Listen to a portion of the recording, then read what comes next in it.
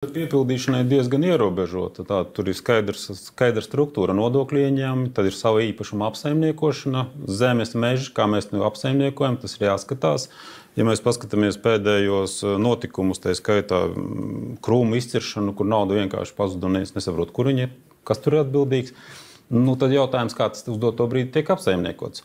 Un trešā lieta ir šo izdevumu tāda saprātīga organizēšana, pārvaldes izdevumi, gan struktūra, par ko īsti runāja 4 gadi nav izveidota normāla struktūra.